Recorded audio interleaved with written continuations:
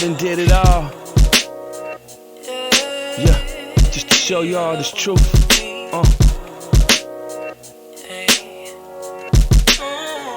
I done did it all.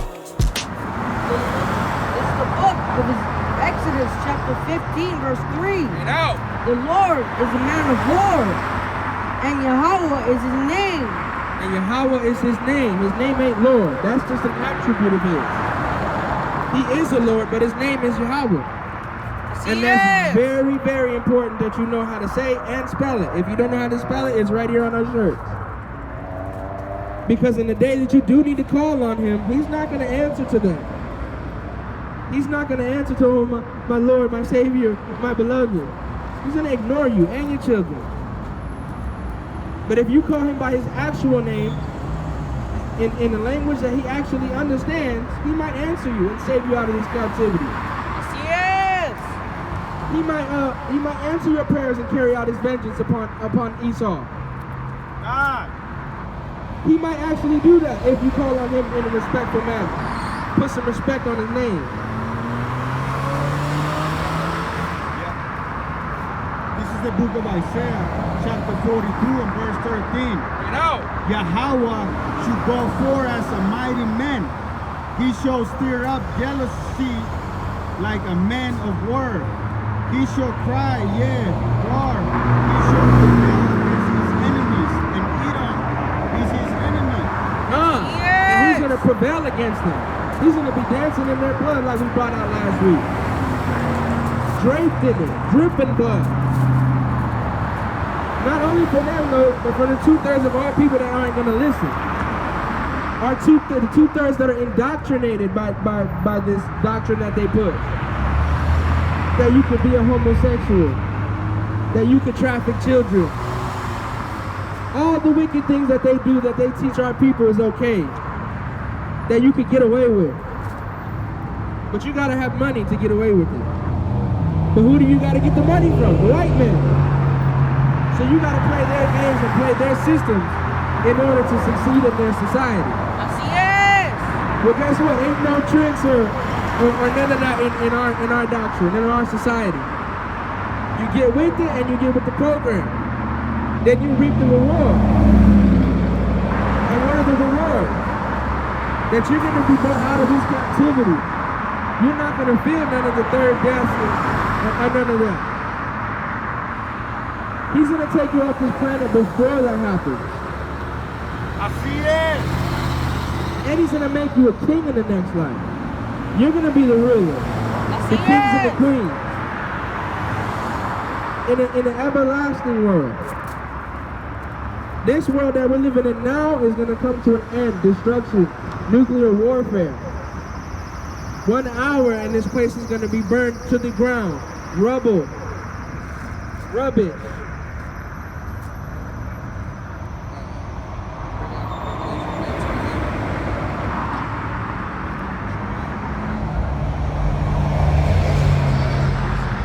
Go ahead.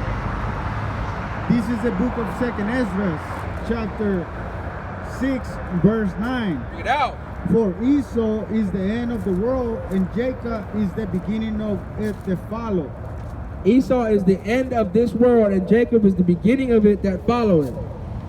In this next life, Israel is going to be on top. But we're going to be in order when we get that authority to be on top. We're going to have these laws, statutes, and commandments again. And we're going to be in our spiritual form, standing upright, true warrior. We're not going to be walking around high and dealing with oppression. There ain't going to be no more of that in the next life when Jacob's ruling. Right now we're living in Jacob's trouble. But soon that's going to come to an end. And Yahweh's going to prevail. Everything is going to come back to him. Because he's the one that made it happen. He's the reason that we're out here doing this work. He's the reason that we were able to wake up and come do this work.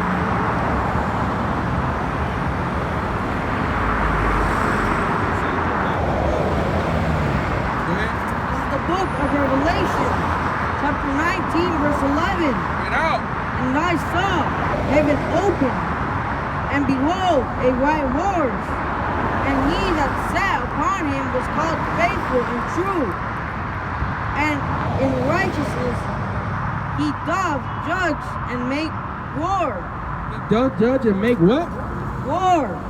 Yahweh makes wars happen. Not anybody else.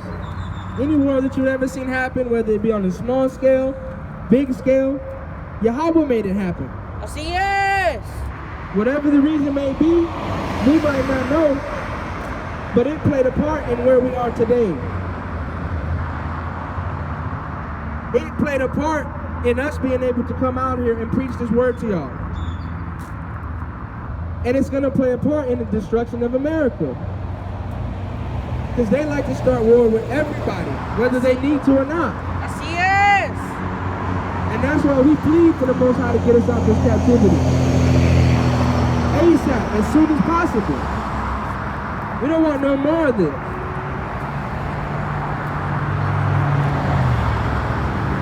This is the book of Joel, chapter 3 and verse 9. Proclaim ye peace among the Gentiles. Prepare word. Wake up the mighty men. Let all the men of war draw near. Let them come up. And that's what we're out here doing. We came out here to wake up the mighty men. Because we need more soldiers. We need more warriors on the front line. Así es. Because when this cracks off, ain't going to be no 1v1. It's going to be them versus us. Us versus them. The only difference is that we're going to have Yahweh by His Yahweh Shah on our side. Bring it out. We're going to have superpowers like they show in the movies, but ours are going to be real. No CGI. We're going to be able to flip cars, shoot fire. When the chariots come, we ain't going to be able to shoot them down. Because the Most High is in control of those chariots. And you can't come in the way of the Most High. There's nothing you can do to take them out. Especially because most of you guys are afraid of the things that you can't see. Can you see the Most High? No. That's why you guys are so afraid of Him. But at the same time, that's why most of these people don't take unto Him. Because they can't see Him. Oh, I can't see Him, so I don't think He's actually going to discipline me when I go sin. So you go sin.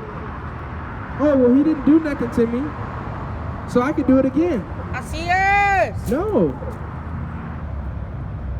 Every labor profits. Whether it's good profit or bad profit, that's up to the Most High.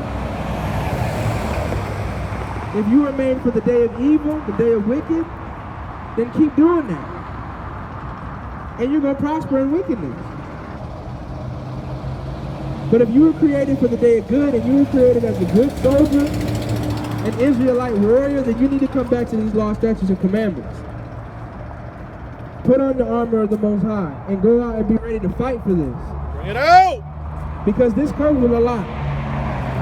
You can't be soft and stand up here and stand boldly in the face of the oppressor and tell them, you're the reason that my people are oppressed.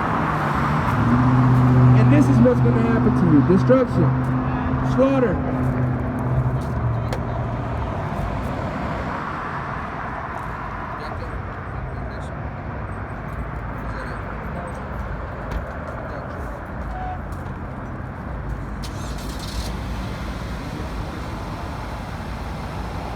This is the book of Amos, chapter 5 and verse 14. Seek good and not evil, that you might live, and so the Yahweh, the God of hosts, shall be with you, as you have spoken. Verse 15. Hate the evil and love the good, and establish judgment in the gate. It might be that the Lord Yahweh of hosts will be gracious into the remnant of Joseph. Hate the evil and love the good, and establish judgment in the gate. It might be that the Lord Yahweh, God of hosts, will be gracious into the remnant of Joseph. Establish judgment in the gates. That's what we're out here doing. We're judging our brothers, but in righteousness, letting them know that they're doing wrong, and we're marking them. Hate evil and love good. We're hating on the evil in them, and we're loving the good in them, and we're going to bring it out to them. So that way they can expound on the greatness in them. But what we're not going to do is false love them. And tell them, oh, it's okay to be homosexual, you try again tomorrow. No, you need to try again right now. God doesn't love everybody. John 3:16 does not mean what you think it means. For he so loved the world that he gave his only begotten son. The world. That implies that there's more than one world. Because you could read the scriptures and tell the difference. If he's talking about the entire world as a whole, he referred to them as worlds with an S on the end. But when he's talking about the world, he's talking about Israel. He's talking about his chosen people. Not all these other nations. The 12 tribes of Israel. If you don't see yourself on the chart, then he don't love you. You're not part of the world he was talking about. You're part of the 2/3, the evil, the wicked doers. Go ahead. This is the book of Isaiah, chapter 45, verse 17. But Israel will be saved by the Lord with an everlasting salvation. You will never be put to shame or disgrace. The ages everlasting. You will never be ashamed or put to disgrace. When you got these laws, statutes, and commandments, you're operating in the Ruach Kadah. Because he's gonna give you that strength, that spiritual guidance to stand boldly in the face of your oppressors. To stand boldly in the face of your brother and tell him, you're doing wrong. Put the pork down. And have enough courage and enough knowledge to not let it go over that. To not let it escalate into a physical altercation. That's not what we're out here to do, to start wars and start problems with our brothers. We're out here to do the work of the Most High and bring the lost sheep back to Him. Así Not es. back to us. That's our duty out here, to wake up our people. How's it going? So which religion are you? We're the Hebrew Israelites. We don't have a religion. Lord save me. I know these suckers really hate me. I guess they mad cause they ain't me. You can try what you want, but God is for me. Them angels all around, so you can't harm me. For nada, for water, for all your protection and your presence, blessings and your provisions.